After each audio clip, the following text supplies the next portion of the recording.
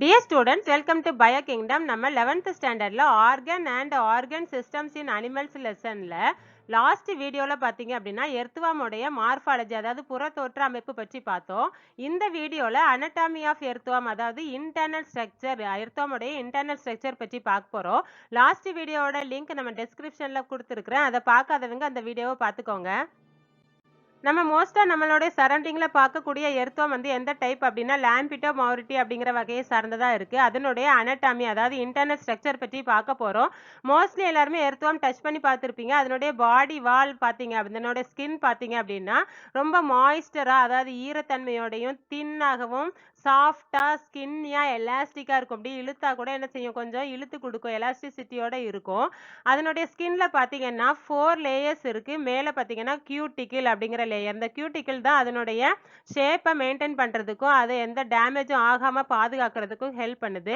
தென் அதுக்கப்புறம் பார்த்தீங்கன்னா எபிடர்மிஸ், அதுக்கு கீழே பார்த்தீங்கன்னா மசில்ஸ் அண்ட் சீலோமிக் எபித்தீலியம், கீழே உள்ள இன்டர்னல் பாடி கேவிட்டி சீலம் சொல்கிறோம் இல்லையா, அந்த சீலோமை லைனிங் பண்ணிட்டு இருக்கிற இந்த சீலோமிக் எபித்தீலியம் இந்த 4 லேயர்ஸ் அதனுடைய ஸ்கின்ல இருக்குது. இந்த எபிடர்மிஸ் கன்சிஸ்ட் ஆஃப் எபிடர்மிஸ்ல 4 டைப்ஸ் ஆஃப் செல்ஸ் காணப்படுது. எதெல்லாம் பார்த்தீங்கன்னா சப்போர்ட்டிங் செல்ஸ், இந்த ரெட் கலர்ல இருக்கிறது supporting cells. Then glandular cells, gland cells, mucus gland cells, almond gland cells. அதனுடைய சாஃப்ட் ஸ்கின்னை மெயின்டைன் பண்றதுக்கு இந்த கிளாண்ட்ஸ் வந்து சம் சப்ஸ்டன்ஸை செக்ரீட் பண்ணுது இல்லையா, அதனால தான் அதை கிளாண்டுலார் செல்ஸ் அப்படின்னு சொல்றோம். தென் பார்த்தீங்கன்னா basal cells and sensory cells, ஸ்கின்னோடைய உணர்ச்சிக்கு தேவைப்படுகிற சென்சரி செல்ஸும் இந்த எபிடர்மிஸ்ல தான் எம்பெட் ஆகி இருக்குது. A spacious body cavity called the coelom. சீலோம்னா என்ன அப்படின்னு சொன்னா the space between the alimentary canal and the body wall, அது இங்க எர்த்வாம்ல சீலமானது காணப்படுது. The coelom contains the coelomic fluid. இதுல பாத்தீங்கன்னா இது சென்டர்ல இருக்கிறது ஆர்கன் டிரான் சொல்றோம், மேலே இருக்கிறது பாடி வால். பாடி வாலுக்கும் ஆர்கன் டிரானுக்கும் இடைப்பட்ட அந்த ஸ்பேஸை தான் நம்ம சீலம்னு சொல்றோம். இந்த coelom contains the coelomic fluid. coelomic fluidஆல ஃபில் ஆகி இருக்குது. It serves as a hydrostatic skeleton. அது ஒரு இன்டர்னல் skeleton அதுக்கு ஹெல்ப் பண்ணுது. இந்த சீலமிக் ஃப்ளூயிட்ல ஸ்பெஷல் டைப் ஆஃப் செல்ஸ் இருக்குது, அதை தான் நம்ம சீலமோசைட்ஸ் அப்படின்னு சொல்றோம். What are the uses of coelomocytes? They are playing a major role in regeneration. எர்த்வாமுடைய பார்ட் ஏதாவது பின்னாடி கொஞ்சம் நம்ம வெட்டிட்டோம், கட் பண்ணி எடுத்துட்டோம் அப்படின்னா அந்த பார்ட் திரும்பவும் அதால வளர்ந்துட முடியும். அப்போ ரீஜெனரேஷன் பவர் எர்த்வாமுக்கு இருக்கு.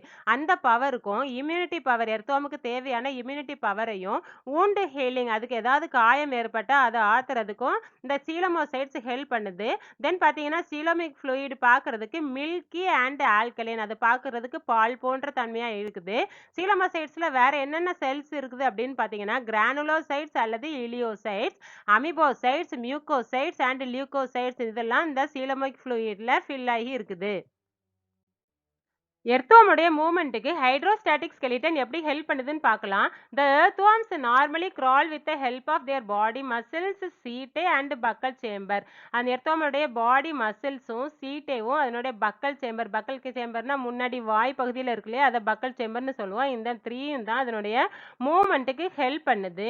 இந்த பாடி வால்ல பார்த்தீங்கன்னா எபிடர்மிஸ் இருக்குதுன்னு சொன்னோம். அந்த எபிடர்மிஸ்க்கு கீழே மசில் லேயர் இருக்குதுன்னு சொன்னோம் இல்லையா. இந்த மசில் லேயர்ல பார்த்தீங்கன்னா 2 டைப்ஸ் ஆஃப் மசில்ஸ் காணப்படுது. அவுட்டர் சர்க்குலர், இது வந்து ரவுண்டா இருக்குதுல்ல, அதனால இது சர்க்குலர் மசில்ஸ்னு சொல்றோம்.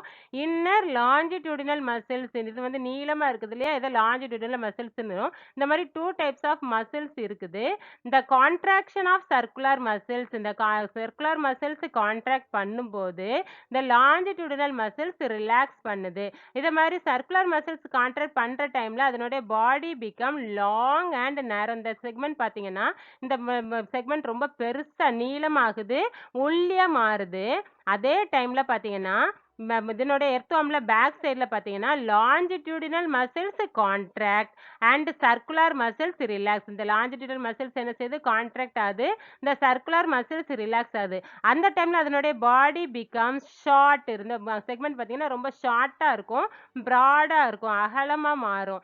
இந்த மாதிரி ஆல்டர்னேட்டிவா இந்த சர்க்குலர் அண்ட் லாஞ்சிடியூடினல் மசில்ஸ் ஆல்டர்னேட்டிவா கான்ட்ராக்ஷன் அண்ட் ரிலாக்ஸேஷன் பண்றதுனால earthworm can move and it is aided by the turgence of the coelomic fluid. இந்த இதனுடைய சீலோம்ல சீலமிக் ஃப்ளூயிட் ஃபில் ஆயிருக்குன்னு சொல்றோம். அந்த சீலமிக் ஃப்ளூயிட் இங்க நேரவான பகுதியில இருந்து இந்த பிராடான பகுதிக்கும், அதுக்கப்புறமா அங்க இருந்து இங்கேயும் என்ன செய்யுதும், அதனால பாயும் தன்மை கொண்டதாக இருக்குது. அதான் டர்கன்ஸ் பவர்னு சொல்றோம்.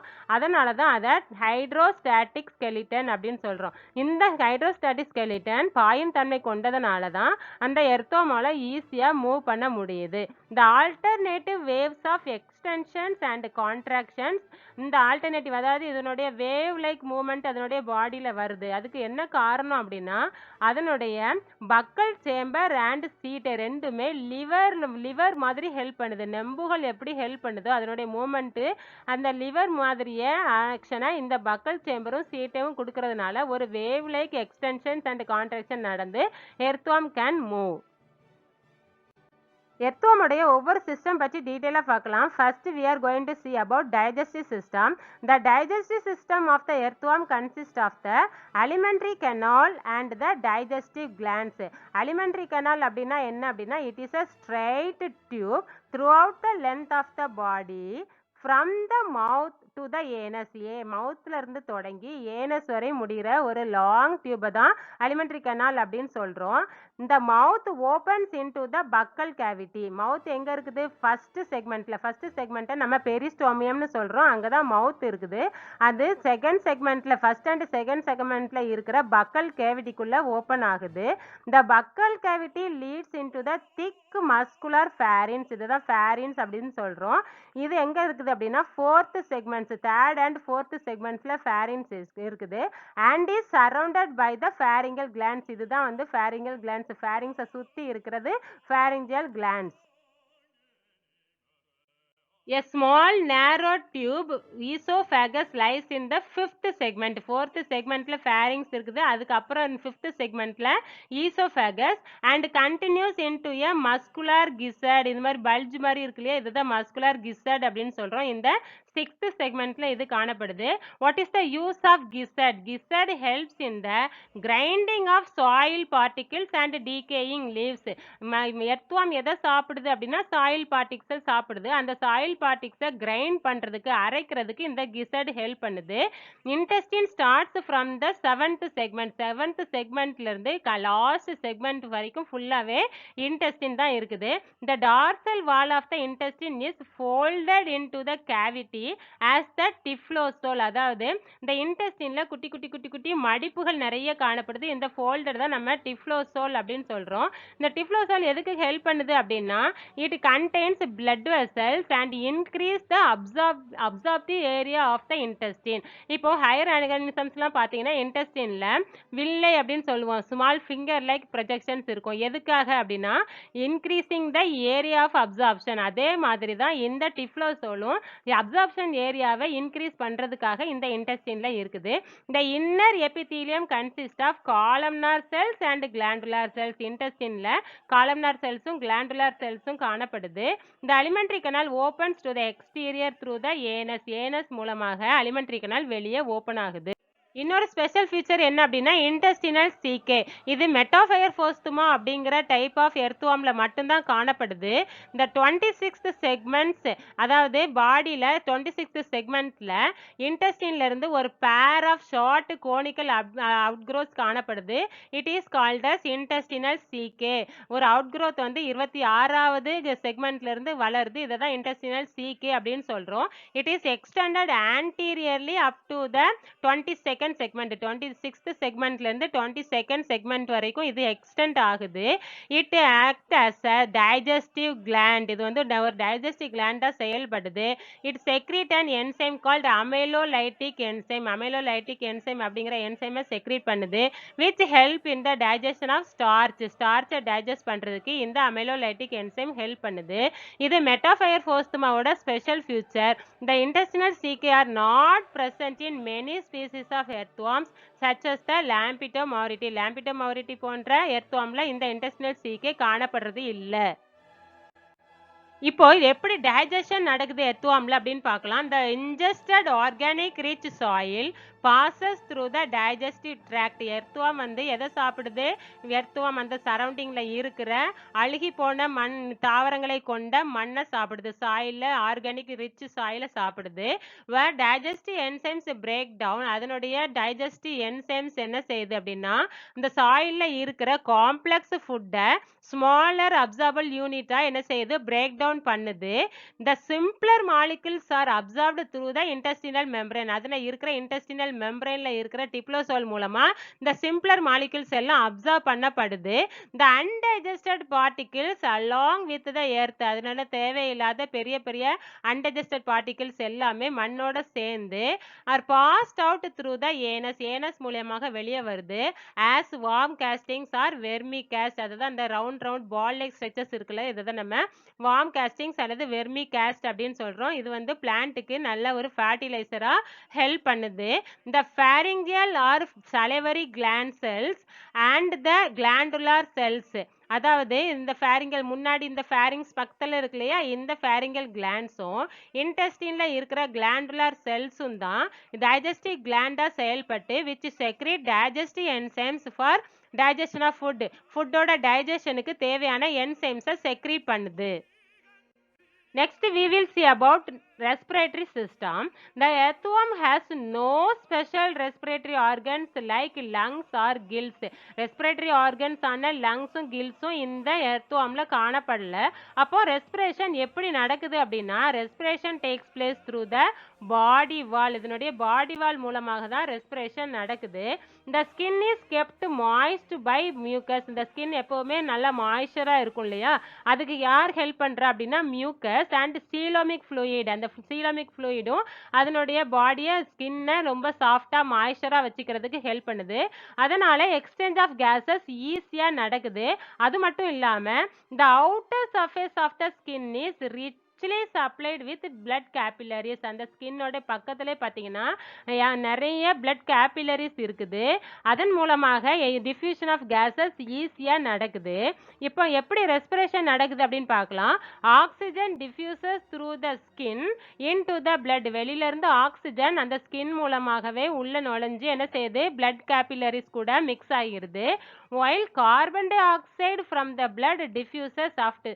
ஜஸ்ட் கார்பன் டை ஆக்சைடு அதனுடைய பிளட்ல இருந்து வெளியில வந்துருது. ஜஸ்ட் என்ன செய்தோம்? டிஃப்யூஷன் ஆஃப் காற்று பரிமாற்றம், வாயு பரிமாற்றம்னு சொல்றோம். வெளியில இருந்து ஆக்சிஜன் உள்ள போயிருது, உள்ள இருந்து கார்பன் டை ஆக்சைடு ஸ்கின் மூலமாக வெளியே வந்துருது. அப்போ simple type of respiratory system தான் எர்த்வார்ம்ல காணப்படுது. Now take a break. இப்போ உங்களுக்கான ஒரு சிந்தனைக்குரிய கொஸ்டின் ஒன்று கேட்குறேன். How do earthworm sense activity in their habitat without eyes, ears or a nose? எர்த்வார்ம்க்கு ஐஸ், இயர்ஸ், நோஸ் எதுவுமே இல்லாட்டா கூட அதனுடைய ஹேபிட்டட்ல அது எப்படி ஒரு சென்ஸ் ஆக்டிவிட்டியை ஃபாலோ பண்ண முடியுது அப்படிங்கிறதுக்கான ஆன்சரை யோசித்து எனக்கு கமெண்ட் பண்ணுங்க. Next we will see about circulatory system. Lampeter morirti exhibits a closed type of blood vascular system. Closed type of blood vascular system அப்படினாலே அங்க என்னென்னலாம் இருக்குது? blood vessels, capillaries and lateral hearts எல்லாம் காணப்படுது. Two median longitudinal vessels run above and below the alimentary canal. இந்த alimentary canal சென்டர்ல இருக்குது இல்லையா, இதுக்கு மேலையும் கீழையும் ரெண்டு longitudinal vessels காணப்படுது. They are called as dorsal and ventral vessels. மேலே இருக்கிறது dorsal vessels னு சொல்றோம், கீழே இருக்கிறது ventral vessels னு சொல்றோம். There are paired walls in the dorsal vessels. இந்த dorsal vesselsல பார்த்தீங்கன்னா ஒரு ஜோடி walls இருக்குது. அது என்ன பண்ணுதுன்னா they prevent the backward flow of the blood. blood வந்து பின்னாடி நோக்கி flow ஆகாம இருக்கிறதுக்கு அது ஹெல்ப் பண்ணுது. அப்போ blood எங்க தான் வரணும்? முன்னாடி நோக்கி தான் வரணும். எங்க? dorsal vesselல. The ventral vessel has no walls. Dorsal vessel a pair of walls இருந்தது. But ventral vessel has no walls and is non-contractile. அது சுருங்கி விரியும் தன்மை அற்றதாக இருக்குது. Allowing the backward flow of blood. அப்போ blood என்ன செய்யும்? ஈஸியா பேக்வேர்ட்ல flow ஆகணும். அப்போ டார்சல்ல ஃப்ரண்ட்ல நோக்கி flow ஆகணும், வென்ட்ரல்ல பார்த்தீங்கன்னா பேக்வேர்ட்ல flow ஆகணும். இதுதான் அதனுடைய movement. In the anterior part of the body, the dorsal vessel is connected connected with the ventral vessel by 8 pairs of commissural vessels are the lateral hearts. அப்போ lateral hearts எத்தனை இருக்கு? 8 pairs இருக்கு. அப்போ இந்த dorsal vesselம் ventral vesselம் எதன் மூலமா connect ஆயிருக்கு அப்படின்னா 8 pairs of lateral hearts எங்க இருக்குது அப்படின்னா lying in the 6th to 13th segmentல இந்த lateral hearts காணப்படுது. These vessels run on either side of the alimentary canal. சென்ட்ரல்ல இருக்கிறது alimentary canal, அதுக்கு சைடுல அந்த ரெண்டு சைடுலயும் இந்த lateral hearts இருக்குது. and pump blood from the dorsal vessel to the ventral vessel. dorsal vesselல இருந்து blood ventral vesselக்கு பம்ப் பண்றது தான் இந்த lateral hearts உடைய வேலை. The dorsal vessel receives blood from various organs in the body. பாடியில இருக்கிற எல்லா ஆர்கன்ஸ்லயும் இருந்து இந்த dorsal vessel blood கலெக்ட் பண்ணி வருது. அந்த கலெக்ட் பண்ணிட்டு வந்த blood the ventral vessel supplies blood to the various organs. இந்த ஹார்ட் மூலமா ventral vesselக்கு கொடுக்குது. இந்த ventral vessel அந்த blood எல்லா பார்ட்ஸுக்கும் என்ன செய்யுது? சப்ளை பண்ணுது. blood glands are present in the anterior segments of the earthworm. the earthworm உடைய anterior segmentல blood glands காணப்படுது. இந்த glands எதை செக்ரீட் பண்ணுது அப்படின்னா they produce blood cells-ஐயும் ஹீமோகுளோபினையும் செக்ரீட் பண்ணுது, which is dissolved in the plasma and gives red color to the blood. bloodக்கு red colour கொடுக்கிறதுக்கு தேவையான ஹீமோகுளோபினையும் blood cells-ஐயும் இந்த blood glands செக்ரீட் பண்ணுது. இதுதான் earthworm உடைய circulatory system. நம்ம லாஸ்டா நர்வஸ் சிஸ்டம் பற்றி பார்க்கலாம். இந்த bilobed mass of nervous tissue called suprapharyngeal ganglia lies on the dorsal wall of the pharynx. அதாவது pharynx இந்த alimentary canalல இருக்கிறது இந்த pharynx. இந்த pharynxக்கு மேல இருக்கிற ஒரு ganglion, அதாவது bunch of nervous tissue தான் நம்ம suprapharyngeal. pharynxக்கு மேல இருக்கிறதுனால அதை suprapharyngeal ganglia அப்படின்னு சொல்றோம். இது ரெண்டு இருக்கு, bilobed இருக்கிறதுனால இதை வந்து ganglia அப்படின்னு சொல்றோம். சிங்குலரா இருந்தா ganglion அப்படின்னு சொல்லுவோம். இது எங்க இருக்குன்னா தேர்ட் செக்மெண்ட்ல இருக்கு. It is referred as the brain. இதை தான் நம்ம பிரெயின் சொல்றப்போ பிரெயின்னாலும் suprapharyngeal ganglia அப்படின்னாலும் ஒன்று தான். அடுத்தது the ganglion found below the pharynx in the fourth segment. pharynxக்கு கீழே fourth segmentல இருக்கிற சிங்கிள் ganglion, அதனால இதை subpharyngeal ganglion. pharynxக்கு கீழே இருக்கிறதுனால இதை subpharyngeal ganglion அப்படின்னு சொல்றோம். The brain and the subpharyngeal ganglia are connected by a pair of circumpharyngeal connectives. அதாவது இந்த பிரெயினும் இந்த கீழே இருக்கிற subpharyngeal gangliaவும் ஒரு சர்க்கியூம், அதை சுத்தி இருக்கிறனால சர்க்கியூம் சொல்றோம். circumpharyngeal connectives மூலமாக கனெக்ட் ஆகியிருக்கு. they run one on each side of the pharynx. இந்த சைடு ஒன்னும் அந்த சைடு ஒன்னும் என்ன செய்யுது? pharynx சுத்தி வர்றதுனால இதை circumpharyngeal connectives அப்படின்னு சொல்றோம். Thus, a ring is formed around the anterior region of the alimentary canal. இந்த alimentary canal சுத்தி ஒரு ring வந்து nerve ring வந்து ஃபார்ம் ஆகுது. இந்த பிரெயினும் subpharyngeal ganglion ஒரு pharyngeal connectives மூலமா கனெக்ட் ஆகுது இல்லையா? அப்ப அங்க ஒரு ring like structure இருக்குது, அதுதான் nerve ring அப்படின்னு சொல்றோம்.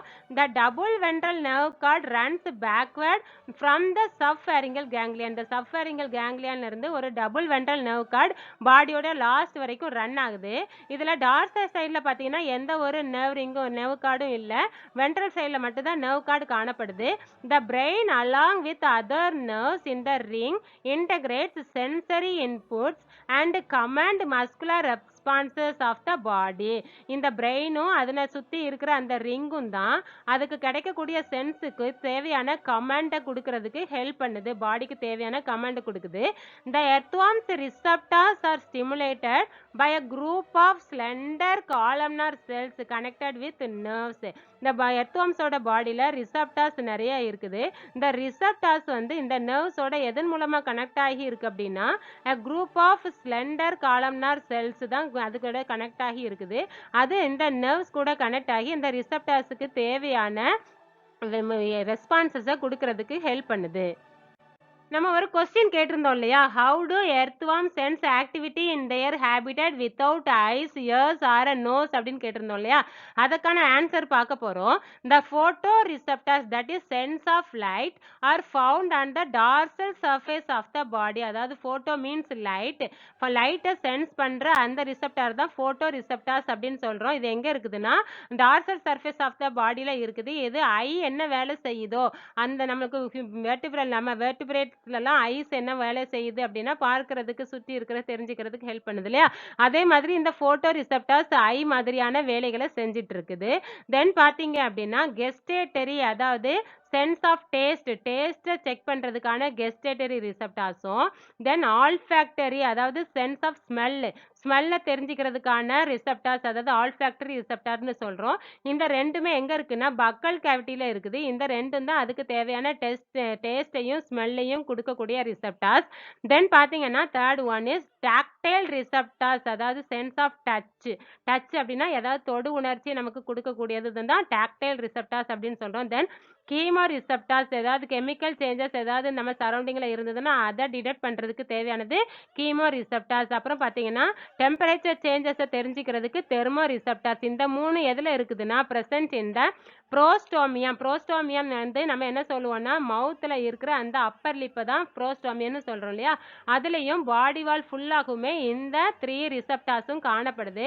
இந்த ஃபோட்டோ ரிசெப்டார்ஸ் இந்த அப்புறம் இந்த பக்கல் கேவிட்டியில் இருக்கிற ரிசெப்டார்ஸ் இந்த பாடி வாலில் இருக்கிற ரிசெப்டார்ஸ் இதெல்லாமே தான் இதுக்கு தேவையான எல்லா சென்ஸையும் அதுக்கு கொடுக்கறதுனால தான் இது ஐஸ், இயர்ஸ், நோஸ் எதுவுமே இல்லாமல் அதனுடைய சென்ஸ் ஆக்டிவிட்டியை பெஸ்ட்டாக பண்ண முடியுது. ஸ்டூடெண்ட்ஸ், நம்ம இதுவரைக்கும் இந்த வீடியோல எர்த்வார்முடைய digestive system, respiratory system, circulatory system and nervous system பற்றி பார்த்தோம். நெக்ஸ்ட் வீடியோல எர்த்வார்முடைய எக்ஸ்கிரீட்டரி சிஸ்டம், ரீப்ரொடக்டிவ் சிஸ்டம் மற்றும் லைஃப் சைக்கிள் பற்றி பார்க்கலாம். இந்த வீடியோ உங்களுக்கு பிடிச்சிருந்ததுன்னா லைக் பண்ணுங்க, கமெண்ட் பண்ணுங்க, உங்க ஃப்ரெண்ட்ஸுக்கும் ஷேர் பண்ணுங்க. மறக்காம பயோ கிங்டம் சேனலை சப்ஸ்கிரைப் பண்ணுங்க. தேங்க்ஸ் ஃபார் வாட்சிங். பை.